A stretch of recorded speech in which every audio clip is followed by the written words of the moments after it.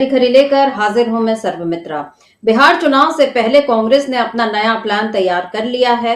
कांग्रेस ने बिहार में एक नए प्रभारी को तो नियुक्त कर ही दिया है और ये प्रभार जो है कांग्रेस के ही एक युवा नेता कृष्णा लवरू को मिला है। और कृष्णा लवरू को बिहार कांग्रेस की कमान देने का क्या मायने है, वहां का प्रभार देने का क्या मायने हैं, इस पर तो हम चर्चा करेंगे ही। लेकिन उससे पहले एक बड़ी खबर ये है कि मल्लिकार्जुन खड़गे कांग्रेस अध्यक्ष वो अब जल्दी ही बिहार जाने वाले हैं। बक्सर में जय बापू जय भीम जय संविधान रैली में 22 तारीख को खड़गे जी शिरकत करने वाले हैं। और आप जानते हैं कि अभी हाल में 2 बार राहुल गांधी पटना हो आए हैं। वो पहले गए थे न्याय अधिकार सम्मेलन में और उसके बाद राहुल गांधी ने दलित नेता और पूर्व मंत्री जगलाल चौधरी के जयंती के कार्यक्रम में राहुल गांधी ने हिस्सा लिया था। और राहुल गांधी जब पटना दौरे पर थे तो उन्होंने वहां पर कांग्रेस कार्यकर्ताओं को तो संबोधित किया ही था।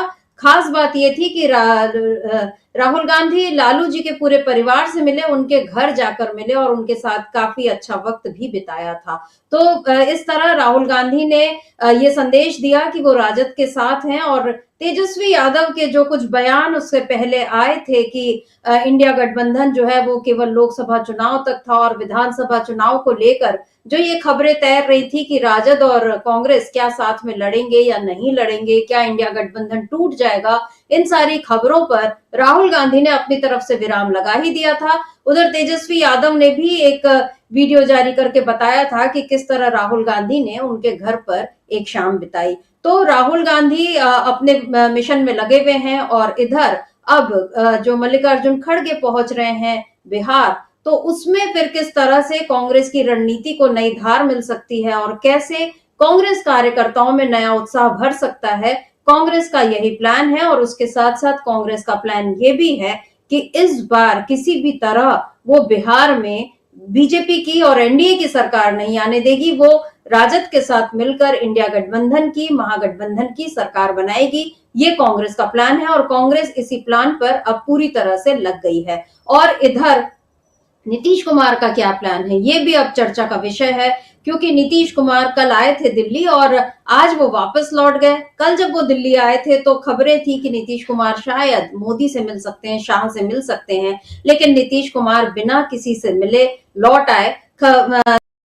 नीतीश कुमार एक वैवाहिक कार्य तो जाहिर है इस समय हो सकता है कि उनका कोई राजनीतिक कार्यक्रम ना हो, लेकिन फिर भी जिस तरह वो मोदी और शाह से दोबारा बिना मिले लौटे हैं। आपको याद दिला दूं कि नीतीश कुमार अभी जब जनवरी में आए थे तब वो मनमोहन सिंह जी के निधन के बाद उनके घर पर शोक प्रकट करने पहुंचे थे। तब भी नीतीश कुमार मोदी और शाह से बिना मिले लौट गए। दोबारा नीतीश कुमार ने यही किया और इसको लेकर तेजस्वी यादव ने एक तंज कसा है। तेजस्वी यादव का ये कहना है कि नीतीश कुमार जो दिल्ली आए वो शायद कोई नई डील करने आए होंगे, लेकिन अब नीतीश कुमार जब मोदी और शाह से बिना मिले लौटे हैं तो क्या नीतीश कुमार के साथ कोई नई डील नहीं हुई बीजेपी की? क्या नीतीश कुमार इस तरह उनको बैरंग लौटाया गया या वो खुद बिना मिले लौटे हैं? ये भी एक बड़ी चर्चा का विषय है। और इस समय जिस तरह महाकुंभ में जाने को लेकर जो नई दिल्ली रेलवे स्टेशन पर भगदड़ मची और उसमें बिहार के काफी लोगों की मौत हुई, उस पर भी अब राजनीति जो है गरमाई हुई है।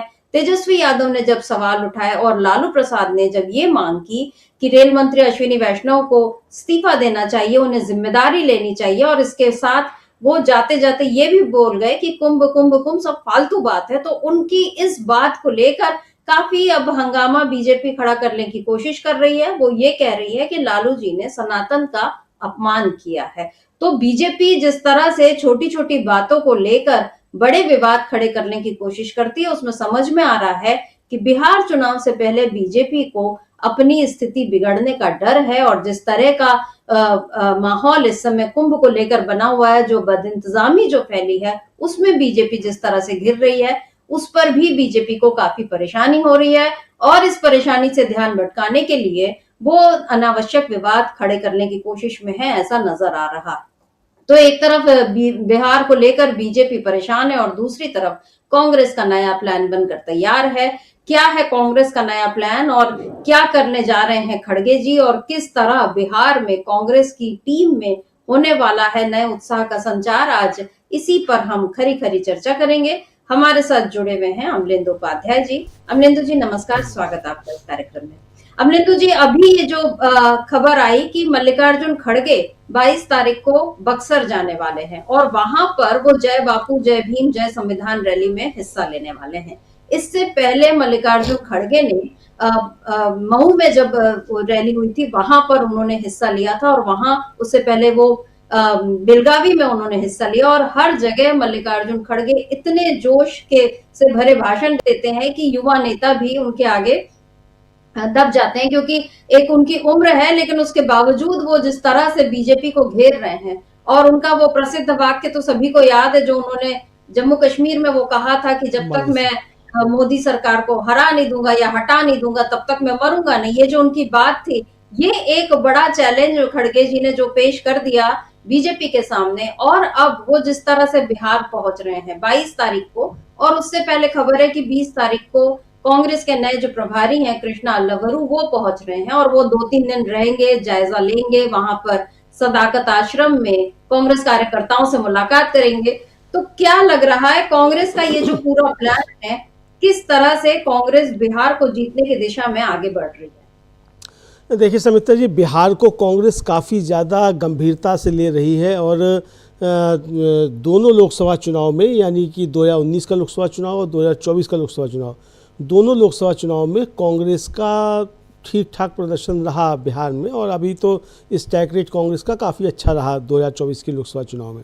तो बिहार को काफ़ी गंभीरता के साथ कांग्रेस ले रही है और ये समझा जाता है कि जो नीतीश कुमार का एक स्पेस खाली हो रहा है नीतीश कुमार की कलाबाजियों की वजह से, तो वो उस स्पेस को कांग्रेस वहाँ भरना चाहती है और उसको एक मजबूती जो अति दलित, अति पिछड़े और जो पसमानदा मुसलमान हैं उनको कांग्रेस अपनी तरफ खींचकर लाना चाहती है। और इसीलिए वहाँ लगातार राहुल गांधी और पूरी कांग्रेस जो है वहाँ बिहार को काफ़ी ज़्यादा प्राथमिकता पे ले रही है। आप देखिए कि राहुल गांधी के 2 महीने में 2 दौरे वहाँ, मतलब लगभग 1 महीने में ही 2 दौरे राहुल गांधी के हो चुके हैं और दोनों दौरे एक तरीके से देखा जाए तो वो संविधान से किसी न किसी तरीके से जुड़े हुए रहे। एक चाहे वो न्याय अधिकार सम्मेलन रहा हो, चाहे वो जगदेव बाबू की उस पर रहा हो, कार्यक्रम हुआ हो, दोनों। और दोनों की जो थी मुख्य तौर पे, वो थीम यही थी कि संविधान पे किस तरीके से हमले हो रहे हैं और कांग्रेस किस तरीके से इस हमलों का जवाब दे रही है और संविधान को बचाना क्यों जरूरी है, ये थीम रही। यानी जिस थीम के आसपास और उसके इर्द गिर्द राहुल गांधी अपनी राजनीति बुन रहे हैं, उसमें बिहार की एक बड़ी भूमिका हो जाती है। चूँकि लोकसभा चुनाव में संविधान का मुद्दा बिहार में नहीं चला, एक तरीके से आप ये कह सकती हैं, क्योंकि जिस तरीके से उत्तर प्रदेश में संविधान बचाने का मुद्दा चला और उसके पीछे कारण ये समझा आता है कि नीतीश कुमार का जो अपना जातीय समीकरण था उसने वहाँ भारतीय जनता पार्टी को काफ़ी ज़्यादा फ़ायदा पहुँचाया और संविधान को बचाने की जो मुहिम जो उत्तर प्रदेश और बिहार में कामयाब हुई, वो लोकसभा चुनाव में बिहार में जो थी वो कामयाब एक तरीके से नहीं हो पाई, ये समझा जा सकता है। तो इसीलिए राहुल गांधी वहाँ काफ़ी ज़्यादा ध्यान दे रहे हैं। और अब जब मल्लिकार्जुन खड़गे जा रहे हैं तो मल्लिकार्जुन खड़गे के साथ एक बात और जो प्लस पॉइंट है वो ये कि मल्लिकार्जुन खड़गे दलित नेता भी हैं कांग्रेस के राष्ट्रीय अध्यक्ष के साथ साथ, तो उनकी एक अपील जो है वो दलितों के बीच भी राहुल गांधी मतलब मल्लिकार्जुन खड़गे की है। तो इसको देखते हुए समझा जाता है कि काफ़ी ज़्यादा कांग्रेस जो है वहाँ ध्यान दे रही है। जो नई नियुक्तियां हुई हैं, कांग्रेस के केंद्रीय नेतृत्व में बदलाव हुए हैं, नए जो प्रभारी बनाए गए हैं, कृष्ण अल्लावरू जो है वो युवा नेता हैं, उनको वहाँ बनाया गया है। दूसरा एक जो उनके कांग्रेस के राष्ट्रीय सचिव हैं शहनवाज आलम, वो पहले ही वहाँ प्रभारी नियुक्त किए जा चुके हैं। यानी 2 प्रभारी वहाँ हैं, एक राष्ट्रीय सचिव स्तर के हैं और एक राष्ट्रीय महासचिव जो है वो वहाँ के प्रभारी बनाए गए हैं। तो इसको देखते हुए ये समझा जा सकता है कि कांग्रेस जो है अब वहाँ काफ़ी ज़्यादा ध्यान बिहार पर दे रही है और उसके पीछे रणनीति यही है कि चूँकि नीतीश कुमार जिस तरीके से कलाबाजियाँ खा रहे हैं और नीतीश कुमार जिस तरीके से अब भारतीय जनता पार्टी के साथ जुड़ चुके हैं, ऐसे में अब नीतीश कुमार को साथ लेना भी नुकसानदायक है। और नीतीश कुमार की जो अपनी अब छवि खराब हो रही है भारतीय जनता पार्टी के साथ, तो जो स्पेस खाली होगा नीतीश कुमार की वजह से, तो उस स्पेस को कौन भरेगा, इसको लेकर कांग्रेस वहाँ काफ़ी ज़्यादा सतर्क नज़र आ रही है। तो इसलिए वहाँ कांग्रेस मुझे लगता है काफ़ी ज़्यादा ध्यान देती हुई नजर आ रही है समिता जी। जी बिल्कुल, कांग्रेस का पूरा ध्यान इस समय बिहार पर है और होना भी चाहिए, क्योंकि अब चुनाव केवल बिहार में ही है इस साल अभी। और उम्मीद यही है कि जब होली के बाद चुनाव आयोग की टीम जाएगी और फिर अगर सितंबर तक वो कर देती है घोषणा चुनाव की, तो फिर पूरा सारी पार्टियों का मतलब बीजेपी और उसके जो सहयोगी दल है उनका पूरा जोर बिहार जीतने में लगा रहेगा। लेकिन उनको इस समय इंडिया गठबंधन की चुनौती का सामना करना पड़ेगा, क्योंकि लोकसभा चुनाव में हम जानते हैं कि किस तरह एकदम जनवरी में ही नीतीश कुमार ने पाला बदल लिया था और उसका असर पड़ा इंडिया गठबंधन के जो भी जो प्रदर्शन है उस पर पड़ा, और जाति समीकरण भी उनका अपना एक अलग महत्व है। तो इंडिया गठबंधन को लोकसभा चुनाव में खास सफलता नहीं मिली, और वहीं कांग्रेस को विधानसभा चुनाव में भी वो 70 सीटें उसको मतलब दी थी लड़ने के लिए, लेकिन वो 19 पर ही जीत पाई थी, तो उसका स्ट्राइक रेट काफी कम था। तो इस बार वही कयास लग रहे थे कि क्या कांग्रेस को इस बार राजद जो है 70 सीटें ही फिर से देगी या कम सीटें देगी, 40 सीटों पर ही बात तय हो जाएगी, ऐसी सारी बातें चल रही है। लेकिन ये भी हमको ध्यान रखना होगा कि कांग्रेस जो 2020 की थी और कांग्रेस जो 2025 की है उसमें काफी फर्क आ चुका है, और राहुल गांधी की जो 2 भारत जोड़ो यात्राएं हो गई और उन सबका असर जो है, और मल्लिकार्जुन खड़गे जिस तरह से अभी राष्ट्रीय अध्यक्ष बनकर वो जो संगठन को मजबूत करने में लगे हैं, ये सारी बातें दिख रही हैं और इनका असर बिहार में भी नजर आ रहा है। हालांकि नीतीश कुमार के रवैये को लेकर बार बार सवाल उठ रहे हैं। अमलेंदु जी, कल नीतीश कुमार आए और उनके जो पर्सनल सिक्योरिटी के जो अफसर है उनके बच्चे की शादी में वो शामिल होने आए थे, तो जाहिर है वो बिना मिले लौटे। हालांकि तेजस्वी यादव ने यहाँ भी कहा था कि वो मिलेंगे, और नीतीश कुमार के पास मिलने के लिए एक कारण भी था कि जो नई दिल्ली रेलवे स्टेशन में जो भगदड़ हुई उसमें जो बिहार के लोग ज्यादा से ज्यादा वो मारे गए हैं, और नीतीश कुमार ने अपने तरफ से मुआवजे की घोषणा कर दी और केंद्र सरकार ने भी की है। लेकिन नीतीश कुमार क्यों अश्विनी वैष्णव का इस्तीफा नहीं मांग सके, क्योंकि सोशल मीडिया पर एक पुराना वीडियो 99 का वीडियो वायरल हो रहा है नीतीश कुमार का। वो वीडियो हम कॉपीराइट के कारण दिखा नहीं सकते, लेकिन उस वीडियो में नीतीश कुमार उन्होंने एक दुर्घटना हुई थी, 2 ट्रेनें टकराई थी, तो उसके बाद उन्होंने रेल मंत्री पद से इस्तीफा दिया था और कहा था कि टेक्नोलॉजी को अभी और एडवांस करने की जरूरत है, और मैं ये मानता हूं कि ये भूल हुई है और गलती हुई है, तो मेरा मन नहीं मान रहा कि मैं इस पद पर बने रहूं, और उन्होंने इस्तीफा दिया था। और ये बात है 1999 की, यानी वाजपेयी सरकार की। वाजपेयी सरकार में ममता बनर्जी भी रेल मंत्री थी, उन्होंने भी 2 बार इस्तीफे की पेशकश की दुर्घटनाएं होने पर, लेकिन वाजपेयी जी ने उनका इस्तीफा नहीं लिया था। और सुरेश प्रभु ने भी इस्तीफा दिया था मोदी सरकार में, लेकिन इसी मोदी सरकार में राजनाथ सिंह और रविशंकर प्रसाद का भी एक वीडियो वायरल हो रहा है जिसमें इस्तीफे की बात पर वो ये कह रहे हैं कि हमारी सरकारों में इस्तीफा नहीं दिया जाता, ये यूपीए में दिया जाता था। तो अभी अश्विनी वैष्णव के इस्तीफे की मांग हो रही है, लेकिन सरकार उनको पूरी तरह से बचाने में लगी है। नीतीश कुमार के पास ये मौका था कि वो मिल सकते थे, मोदी जी से बात कर सकते थे, और रेल की हालत, क्योंकि बिहार में जिस तरह से लोग अभी भी राष्ट्रीय जनता दल ने एक वीडियो डाला था भगदड़ के बहुत पहले का, 4-5 दिन पहले का, कि बिहार की ट्रेनों में किस तरह से भीड़ बढ़ रही है और ये किसी दुर्घटना को एकदम न्योता देने जैसा है। तो नीतीश कुमार ने एक अच्छा मौका गवा दिया यहाँ पर, और तेजस्वी यादव ने कहा था कि वो डील करने आए हैं। क्या लगता है आपको, क्या नीतीश कुमार डील करने की स्थिति में नहीं है, या कि फिर उनको मोदी शाह से अब और कुछ नहीं चाहिए, केवल अपनी कुर्सी उनको बचाना है, इसीलिए वो मिल भी नहीं रहे ताकि ना कोई बात हो ना कोई विवाद हो? देखिए समझता जी, नीतीश कुमार इस समय काफ़ी ज़्यादा संकटों में घिरे हुए हैं, और इसमें कोई शक नहीं है कि नीतीश कुमार डील करना चाहते हैं। और चूंकि इंडिया गठबंधन की तरफ से ये स्पष्ट हो चुका है कि अब नीतीश कुमार को अब साथ नहीं लिया जाएगा। नीतीश कुमार अगर आते हैं तो आएँ, जब तक सरकार है उनकी तब तक सरकार चलाएं, 2025 का जब तक चुनाव होना है, लेकिन मुख्यमंत्री का चेहरा नीतीश कुमार को नहीं बनाया जाएगा, ये इधर स्पष्ट हो चुका है। तो नीतीश कुमार जो जाते जाते रुक गए एनडीए छोड़ने के, और जिस तरह की समझा रहा था कि वो पलटी मारेंगे, तो वो रुक इसलिए गए क्योंकि उनकी शर्त यही थी कि उनको ही जो था वो चेहरा बनाकर लड़ाया जाए। तो इंडिया गठबंधन का कहना ये है कि भाई आपको चेहरा बनाकर क्यों लड़ाया जाए, आखिर क्या वजह है जिसकी वजह से आपको इंडिया गठबंधन चेहरा बनाकर लड़े। तो आप हर बार चेहरा बनकर लड़ेंगे, फिर आप उसका फिर चल देंगे, तो ऐसा इंडिया गठबंधन नहीं करेगा, ये उनको एक तरीके से स्पष्ट कर दिया गया। तो ये जो स्पष्ट होने की चीज़ थी, हालांकि लालू प्रसाद यादव का बीच में जो वक्तव्य आया था कि वो वही खुद भाग भाग कर चले जाते हैं, वो आए आकर काम करें, तो आकर काम करें, तो काम करने का मतलब ये था कि भाई जब तक आपका 2025 तक का मतलब जो चुनाव होना है तब तक का काम कीजिए, लेकिन उसके बाद आपको चेहरा बनाया जाएगा ये नहीं। और उसके बाद फिर लालू प्रसाद यादव ने ट्वीट करके कह भी दिया था कि अब की बार तेजस्वी सरकार, ये उन्होंने नारा दे भी दिया था कि तेजस्वी को मुख्यमंत्री बनाना है।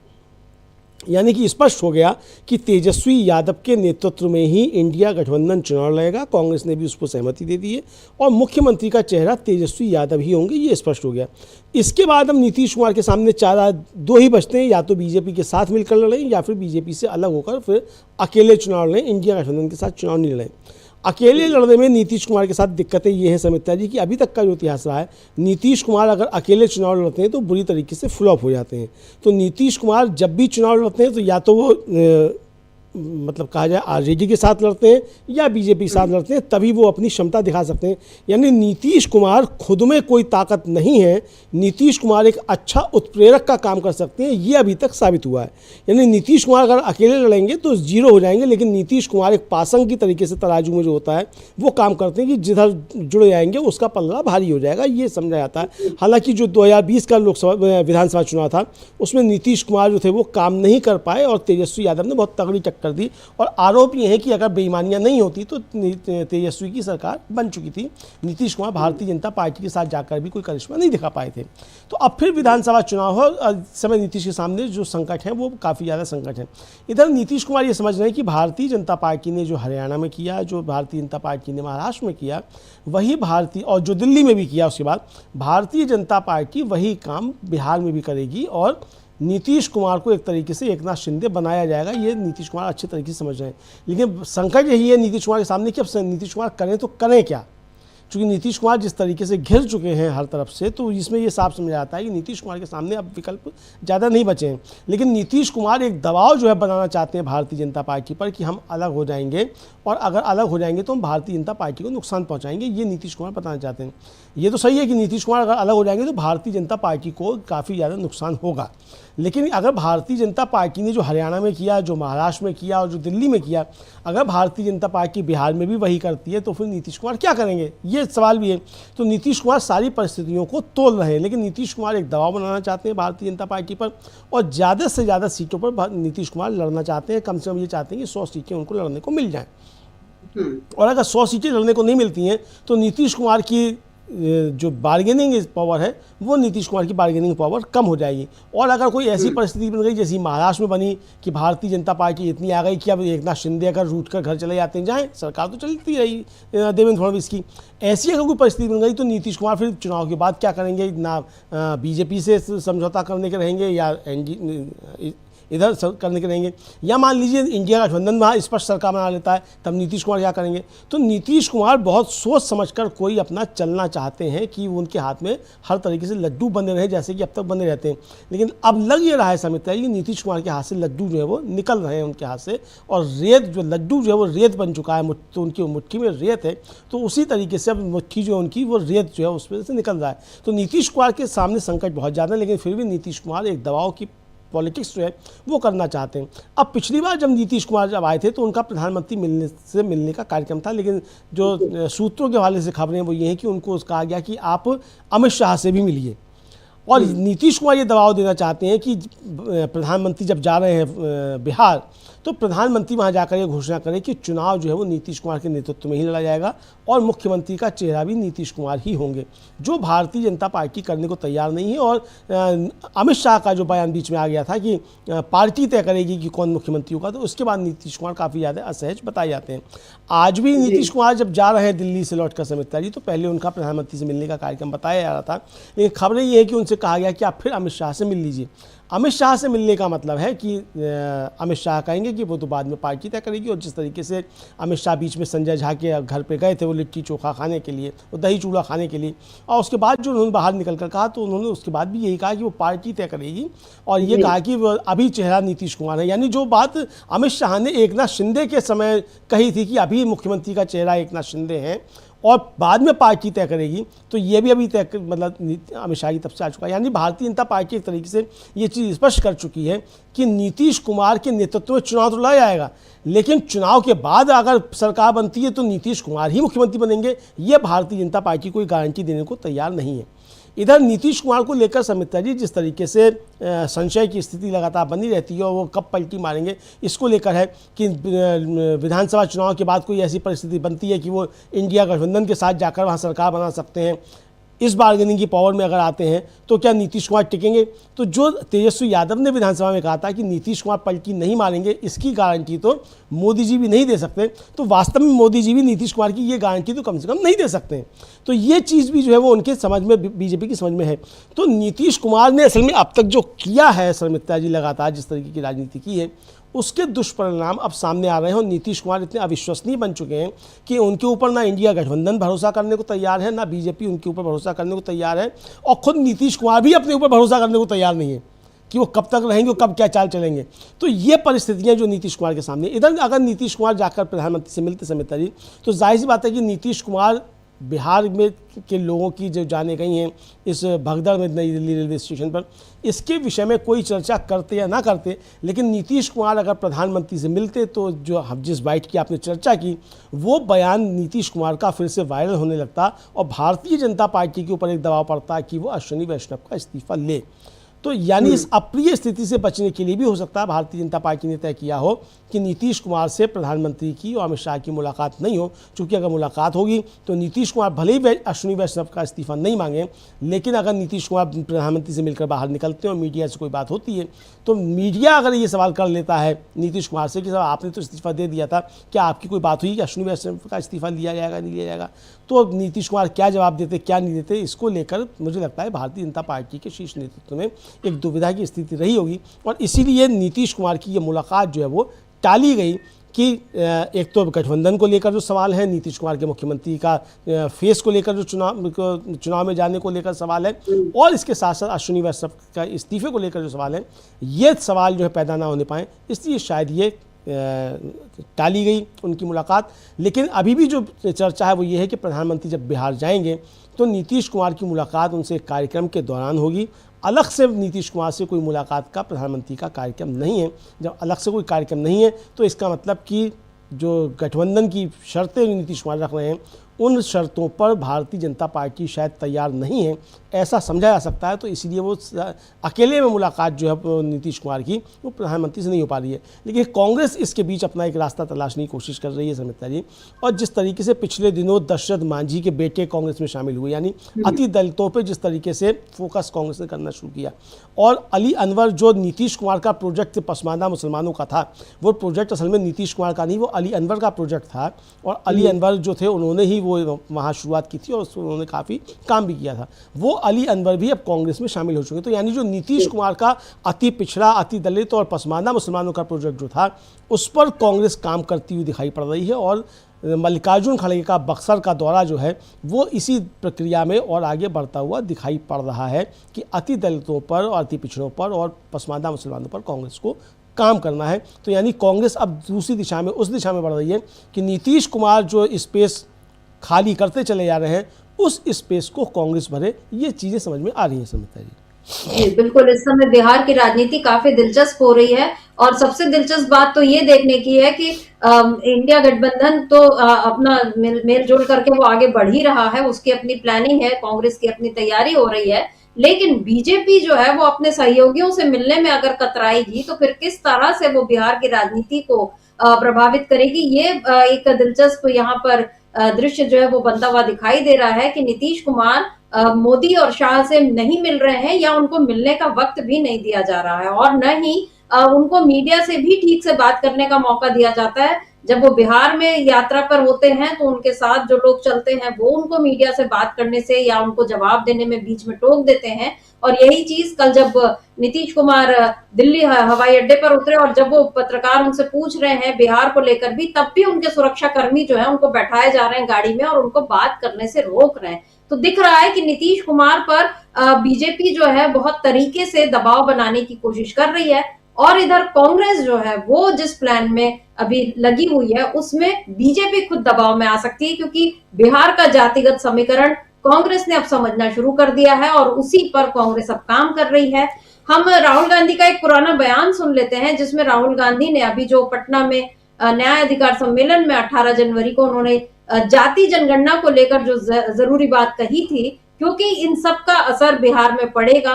नीतीश कुमार ने खुद जाति जनगणना कराई जब वो तेजस्वी यादव के साथ थे, राहुल गांधी ने उस पर भी सवाल उठाए। लेकिन तेलंगाना में, कर्नाटक में जिस तरह से कांग्रेस जाति जनगणना का मॉडल एक तैयार कर रही है, उस पर बीजेपी जो है बार बार परेशान हो रही है और अब बिहार में भी कांग्रेस इसी तरह से जीतने की तैयारी कर रही है। क्या है कहा था राहुल गांधी ने, एक बार उसको सुनते हैं। मोदी जी के सामने मैंने कहा है, चाहे कुछ भी हो जाए, कांग्रेस पार्टी इसी लोकसभा में और राज्यसभा में जाति जनगणना आपके मुंह के सामने पास करेगी।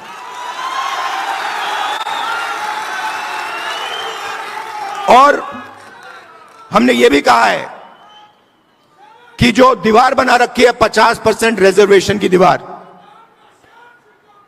उस दीवार को हम लोकसभा और राज्यसभा में तोड़ के परे कर देंगे। रिजर्वेशन 50% से ज्यादा होना चाहिए, जाति जनगणना होनी चाहिए और हर जात को इस देश में भागीदारी मिलनी चाहिए।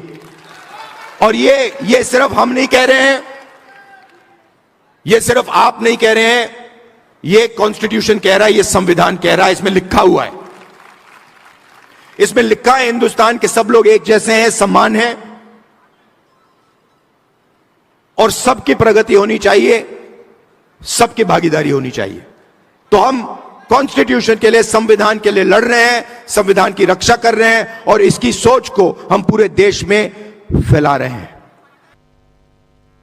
अमरेंदु जी, यहाँ पर राहुल गांधी ने जिस तरह से वो संविधान उनका हाथ में लेना ही मोदी जी के लिए सबसे एक जो डरावने दृश्यों में से एक हो सकता है, वो वैसा है कि उनको देखकर ही डर लगता है कि अब ये फिर संविधान इनके हाथ में आ गया।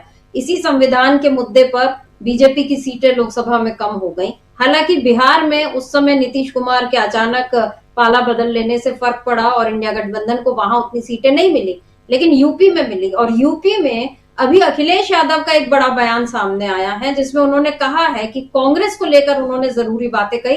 अखिलेश यादव का भी वो बयान सुनते हैं, क्योंकि पूर्वांचल मतलब यूपी का भी असर बिहार पर पड़ता है। तो हम सुन लेते हैं अखिलेश यादव ने क्या कहा और उसके बाद समझेंगे कि कांग्रेस के नए प्लान में क्या कुछ खास बातें हैं।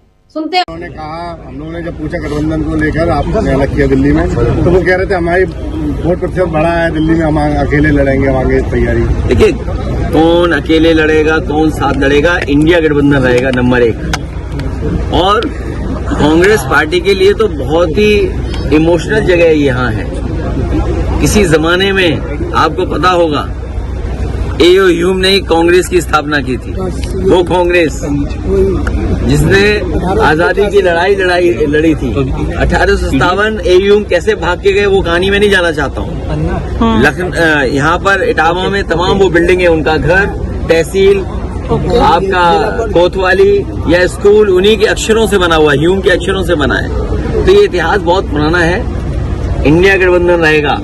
हार जीत तो होती रहती है, लेकिन हार से सीखना चाहिए।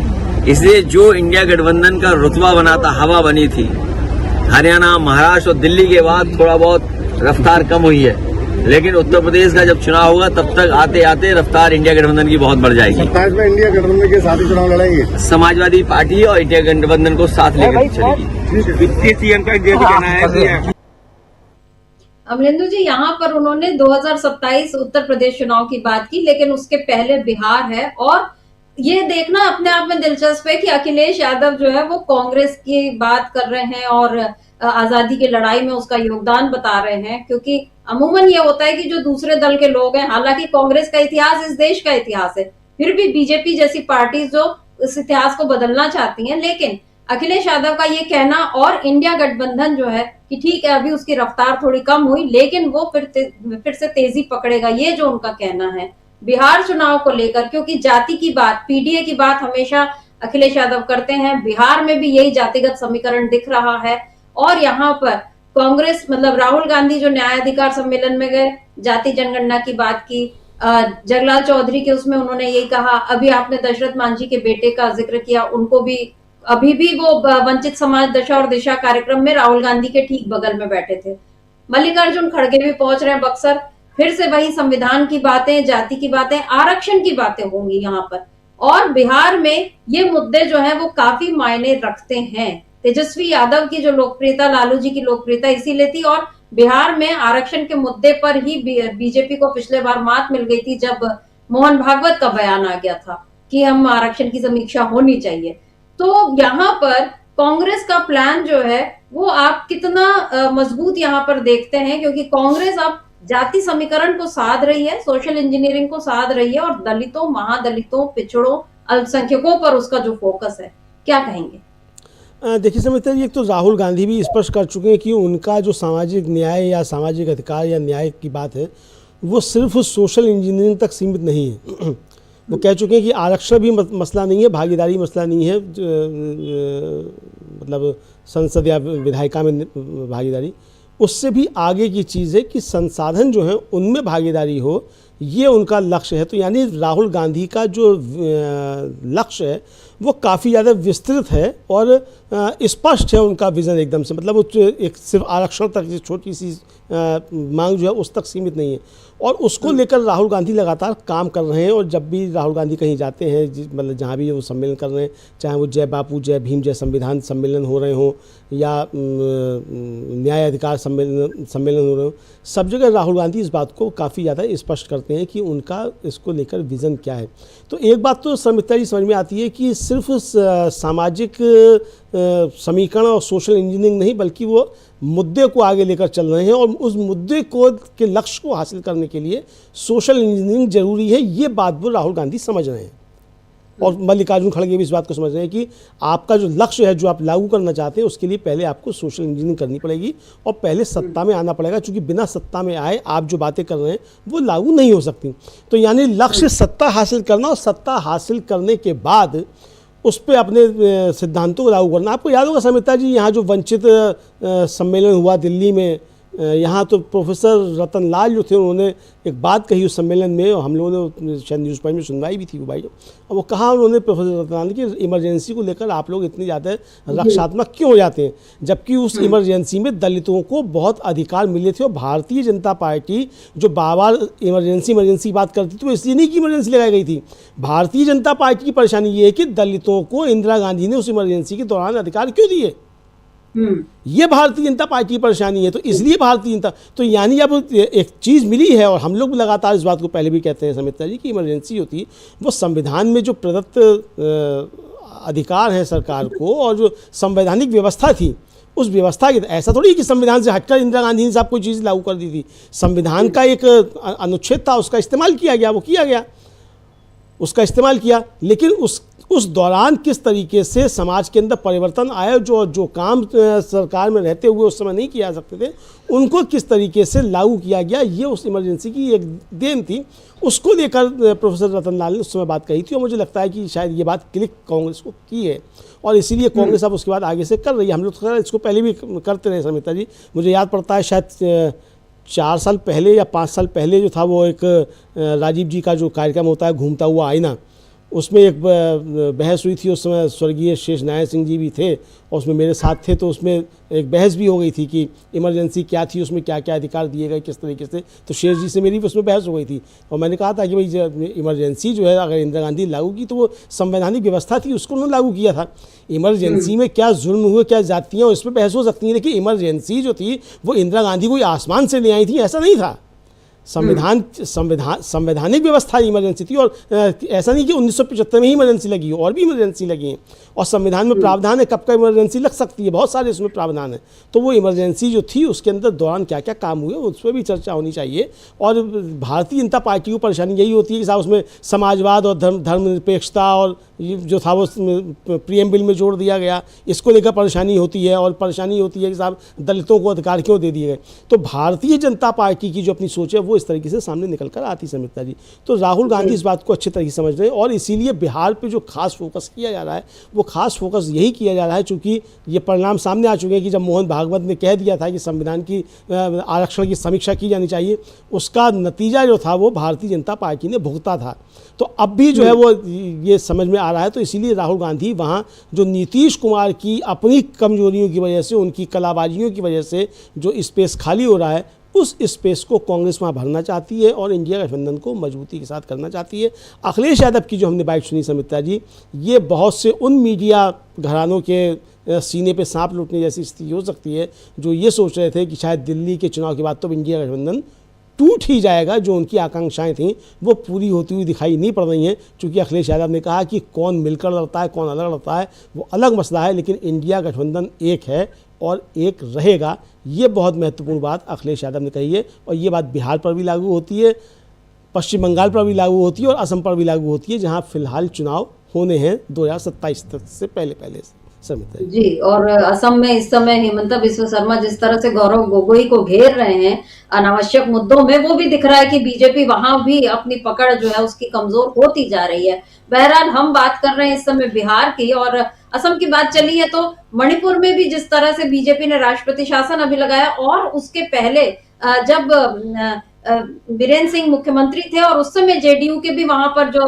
विधायक हैं वो अलग हो गए थे, और उस पर भी नीतीश कुमार जो है वो परेशानी में आ गए थे और उनको सफाई देनी पड़ी थी कि नहीं, वहां के जो जेडीयू प्रदेश अध्यक्ष हैं वो उनका अपना बयान था अलग होने का और हमारा उससे कोई लेना देना नहीं है। इस तरह की बातें नीतीश कुमार की आई थी। मतलब बीजेपी और जेडीयू के बीच अभी भी विश्वास नहीं बना है, ये तो दिख रहा है। लेकिन कांग्रेस इस समय बिहार में पूरे नए विश्वास और नए जोश के साथ आगे बढ़ रही है, और उसमें जो कांग्रेस ने जो नए प्रभारी को नियुक्त किया है कृष्णा अल्लबरू, उनको लेकर अमलेंदु जी थोड़ी चर्चा करनी उचित होगी, क्योंकि कृष्णा अल्लबरू जो है कांग्रेस के एकदम जो नए नेता है, मतलब युवा नेता, और राहुल गांधी के करीबियों में से एक माने जाते हैं। और बताया जाता है कि गुजरात चुनाव में जब इसको कांग्रेस को 2017 में 99 सीटें जो मिली थी, तब कृष्णा अल्लबरू ने वहां पर काफी काम किया था, और पंजाब में भी अमरिंदर सिंह सरकार को लाने में उनकी बड़ी भूमिका रही है। मतलब वो सोशल मीडिया से बहुत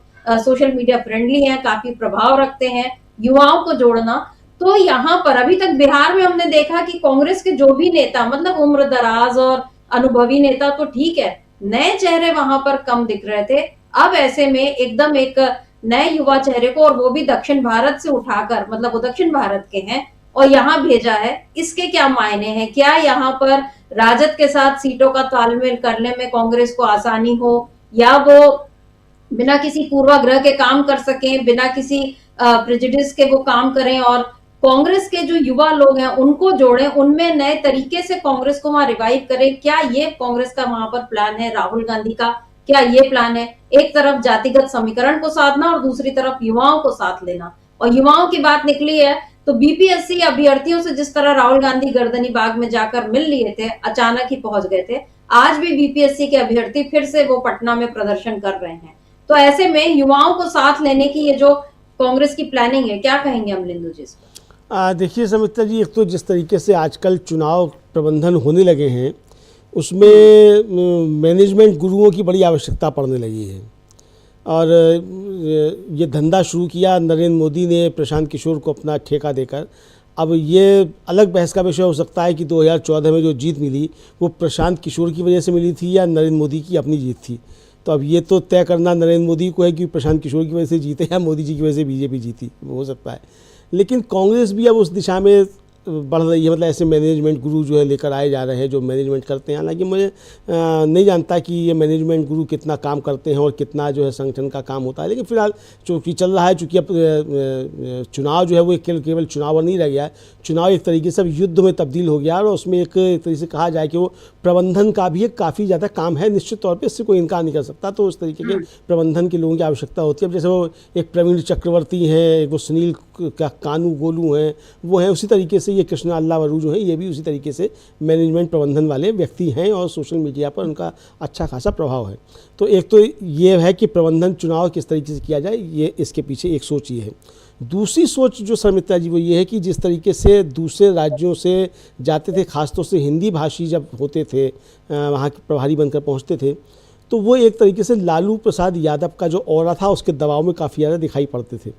और पिछले चुनाव में तो एक तरीके से कहा जाए वो ये स्थिति ये पैदा हुई थी, जो भक्त चंद्र दास वहाँ के प्रभारी थे उनको लेकर सीधे सीधे लालू प्रसाद यादव ने टिप्पणी कर दी थी, काफ़ी मतलब गंभीर टिप्पणी थी वो भक्त चंद्र दास को लेकर कर दी थी। तो मुझे लगता है शायद कांग्रेस इस तरीके की किसी अप्रिय स्थिति से भी बचना चाहती है, क्योंकि जब लोग जाएंगे और इधर से लोग जाएंगे तो काफ़ी दिक्कत होगी। अभी तक जो प्रभारी थे वो मोहन प्रकाश वहाँ के प्रभारी थे। मोहन प्रकाश समाजवादी पृष्ठभूमि से आते हैं, समाजवादी युवजन सभा जो होती थी उसके थे, और BHU के छात्र संघ के अध्यक्ष रहे, इमरजेंसी लागू हुई तो वो अध्यक्ष थे वहाँ, और काफ़ी प्रभावी रहे हैं। और विश्वनाथ प्रताप सिंह की जब सरकार बनी थी तो उसको में भी उनकी काफ़ी भूमिका रही थी, और वो शायद 2008 या 2007 में जो थे वो कांग्रेस में शामिल हो गए थे, और तब से वो राहुल गांधी की कोर टीम का मेंबर हैं। और अभी भी जब वो संगठन बदलने की सारी बैठक हो रही थी, मोहन प्रकाश उसमें दिखाई पड़े थे, तो वो अभी तक वहाँ प्रभारी होते थे। तो चूँकि उनकी समाजवादी पृष्ठभूमि मोहन प्रकाश की रही है, तो शायद इस वजह से भी, और बुजुर्ग भी हैं मोहन प्रकाश, अब तो बुजुर्गों की श्रेणी में आते हैं। हालांकि एक समय में बाहें चढ़ाने में बड़े मशहूर थे मोहन प्रकाश, तो लेकिन चूँकि समाजवादी हैं और लालू प्रसाद यादव भी समाजवादी हैं, और उसी आंदोलन से निकले हैं, सब एक साथ के निकले हुए हैं। नीतीश कुमार, लालू प्रसाद यादव, शरद यादव, ये सब जो इमरजेंसी के दौरान की जो खेप है, उसी में मोहन प्रकाश भी उसी खेप से निकले हुए नेता हैं। तो बहुत कुछ मुझे लगता है कांग्रेस ने सोचकर वहाँ कृष्णा अल्लावरू को भेजा है। और दूसरी ये कि चूँकि वो गए हैं दक्षिण भारत से निकलकर, तो हिंदी पट्टी की जो चीज़ें हैं वो उनके ऊपर लागू बहुत सी चीज़ें नहीं होंगी, और एक तरह से कहा जाए तो निर्विवाद व्यक्ति के तौर पे वहाँ रहेंगे, और किसी उस तरीके की गुटबाजी में नहीं फंसेंगे, या कोई वो प्रभाव नहीं पड़ेगा कि कौन सा समाजवादी खेमा है, कौन सा खेमा है, उस खेमे पे नहीं पड़ेंगे। और सीधा लक्ष्य जो है कि कांग्रेस का संगठन मजबूत करना है, उसके लिए वो काम करते हुए दिखाई पड़ेंगे। तो इसलिए मुझे लगता है कि उनकी नियुक्ति वहाँ की गई शर्मिष्ठा जी, और एक अच्छा फैसला हो सकता है। युवा हैं तो जाहिर सी बात है कि युवाओं पे फोकस भी है इस समय सबसे ज़्यादा, तो वहाँ काम कर सकते हैं कृष्णा अल्लावरू भी। और जो शहनवाज आलम जो वहाँ प्रभारी हैं, सचिव हैं, वो भी युवा हैं, वो भी जो है वाम राजनीति से निकल कर आए हैं। तो मुझे लगता है कि अच्छा कॉम्बिनेशन वहाँ जो है कांग्रेस ने दिया है शर्मिष्ठा जी। जी बिल्कुल। और राहुल गांधी का फोकस इस समय युवाओं पर है, ये हम देख रहे हैं। उनके जो अभी पीछे जितने भी वीडियो आए हैं, चाहे वो ड्रोन को लेकर या नागालैंड के जो छात्रों से उन्होंने बात की, वो लगातार युवाओं की बात कर रहे हैं। उनको सीधे वो उनको संबोधित करके और बता रहे हैं कि देश में किस तरह से असली जो भविष्य, वो अच्छा भविष्य किस तरह से लाया जा सकता है, इस बारे में राहुल गांधी बात कर रहे हैं। दूसरी तरफ राहुल गांधी उन समूहों को भी उनको अपनी चिंता में रख रहे हैं जो बहुत बरसों से हाशिए पर हैं, और उनको लगातार राजनीतिक तौर पर भी दबाने का काम किया गया। संविधान में अधिकार दिए गए हैं उसके बावजूद। तो राहुल गांधी यहाँ पर एक तरफ दलितों, पिछड़ों, अल्पसंख्यकों, इन सबको जोड़ रहे हैं, युवाओं को जोड़ रहे हैं, और उसके साथ साथ कांग्रेस को भी रिवाइव करने का काम हो रहा है। बिहार में इस समय बिल्कुल कांग्रेस ने रणनीति उसकी तय हो गई है, उसका प्लान बन गया है, और उस प्लान में एक एक करके वो कांग्रेस आगे बढ़ रही है। पहले राहुल गांधी वहां गए, वहां उन्होंने माहौल बनाया, और अब मल्लिकार्जुन खड़गे पहुंच रहे हैं उस माहौल को और आगे बढ़ाने में। तो कांग्रेस के इस नए प्लान में किस तरह से उसको मिलती है कामयाबी, ये तो एक देखना होगा। लेकिन उससे भी ज्यादा दिलचस्प ये देखना होगा कि नीतीश कुमार इस पूरे माहौल में किस तरह से अपनी सत्ता को बचा पाएंगे, और किस तरह से बीजेपी अब नीतीश कुमार के ऊपर भरोसा करेगी, और वो बिहार को लेकर अब बीजेपी कौन सा नया खेल करेगी, ये भी देखना होगा। तो अमरेंदु जी, आज इस चर्चा को हम यहीं रोकते हैं। आपका बहुत बहुत शुक्रिया, और शुक्रिया आप तमाम दर्शकों का जो आप हमारे साथ जुड़े और आपने इस चर्चा को ध्यान से सुना। आगे भी आप बने